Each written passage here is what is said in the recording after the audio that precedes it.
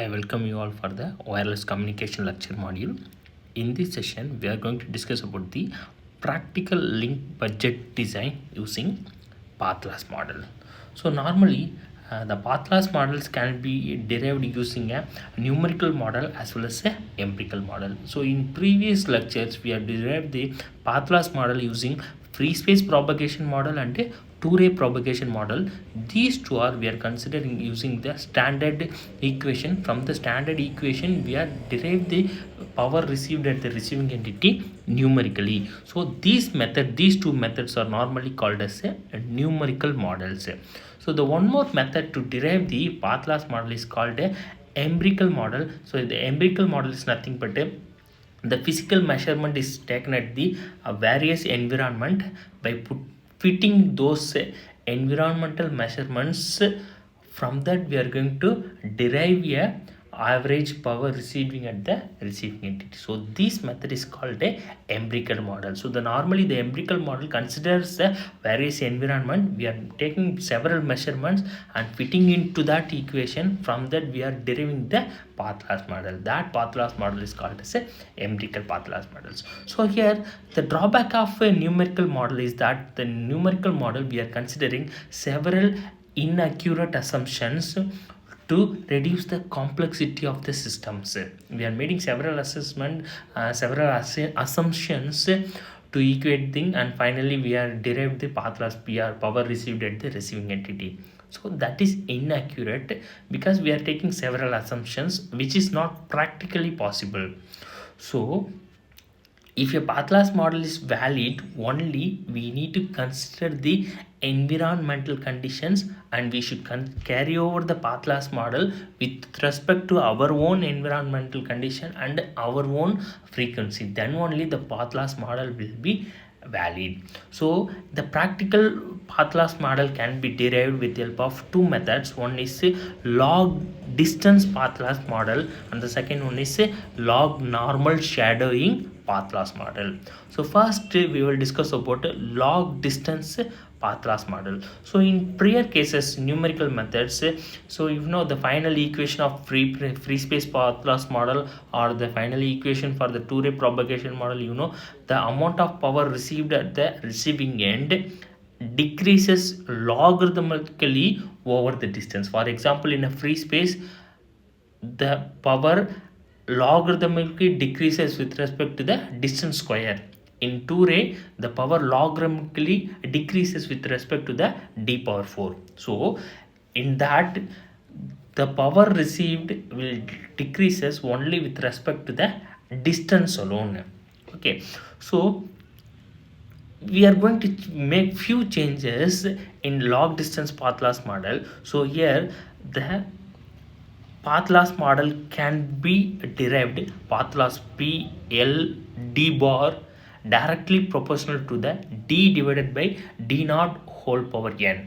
So here the d is the separation between the transmitting and receiving entities, and d naught is the reference point as we have discussed in previous cases, and here the n is the path loss exponent. Okay, so this path loss exponent is measured at the different environmental.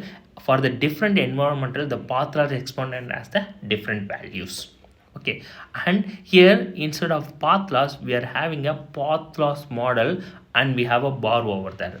This bar represents that the path loss is a ensembled average value.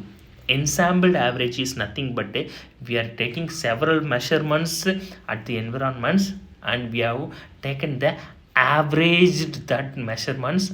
From that we are deriving the path loss. So that ensembled average can be denoted with respect to the bar. So the path loss bar PL bar in terms of TB, which is equal to PL bar, that is ensembled average of D naught plus 10 into n, that is path loss exponent into log d divided by d naught.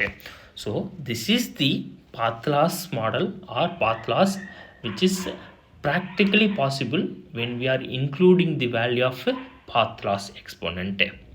So here the d naught can be of which is approximately equal to 1 kilometer for the outdoor regions. Okay, and it will be d naught is equal to 1 to 100 meters, it will be of indoors. Okay, so the path loss exponent where can be of different value for the different environment, as I have mentioned. For example, the path loss exponent n is 2 for the free space, and if it is a urban area cellular radio, then the n value will be of 2.7 to 3.5, and shadowed urban cellular radio area, then the path loss exponent will be ranging from 3 to 5. In a building, as we are considering line of sight, then path loss exponent will be 1.6 to 1.8. And it will be of obstructed building, there is no line of sight, then the path loss exponent n value will be 4 to 6. And then obstructed factories, if we are considering factory areas, then the path loss exponent will be 2 to 3. So these are the path loss exponent has been taken at the different environment, and this value is added with respect to the distance to measure the practical path loss model value. So this is called as a log distance path loss model. So along with the path loss model, along with the distances, we are considering the path loss exponent also. Okay, so this is the first method. And the second method for the practical link budget design is log normal shadowing. So in the first log distance model also, we are considering only the distance as well as path loss exponent value alone. Okay, we are not considering the environmental clutter. So environmental clutter is nothing but normally the path loss will be of a random effect at the different environment. Even if you have considering a same transmitting and receiving antenna separation, the path loss will be vary at the different clusters or different environments. Once again I repeat, even if you are measuring the path loss for the same distance between the transmitting and receiving antenna, but if you vary the different low environments, obviously the path loss will also vary. That effect is called as a environmental clutter effect. So to consider the environmental clutter effects, the log normal shadowing proposes a path loss model. Okay, along with that we need to consider the random shadowing effects. So we need to consider the random fluctuations in the different environment. So the path loss will be of a random one. Okay, and we need to consider the random effects as well as the distance between the transmitting and the receiving antenna. So the path loss PL of dB in terms of dB can be written as PL of D plus X of sigma. So here the PL of D denotes the value of a path loss with respect to the log distance model, plus this X of sigma will denotes the random fluctuations. So the X of sigma is a zero mean Gaussian distributed random variable with the standard deviation of a sigma. Okay, so this is the path loss model in terms of log normal shadowing. So the power received at the receiving end, PR of D in terms of dB equal to PT of dBm minus path loss component. So we should consider that the path loss is with respect to the distance, also with respect to the environment the path loss is a random one. We need to consider the randomness of the environment to get the practical link budget design or practical path loss model value. Okay, so as there is a random in nature, the path received power can be calculated with the help of a Q function or error function. We cannot directly define the power received at the receiving end in terms of standard equations because of the randomness in nature. So for that we need to derive the power received at the receiving end in terms of a Q function or error function. So for considering the Q function or error function, so the final equation of the average power received at the receiving end in terms of error function divided by 1. If you are considering power received which is greater than gamma, it is a certain distance, or power less than gamma, so we by the means we need to consider the value for the power received at the receiving end only in terms of a error function or in terms of a Q function. So here we are deriving the power in terms of a error function in the equation 33.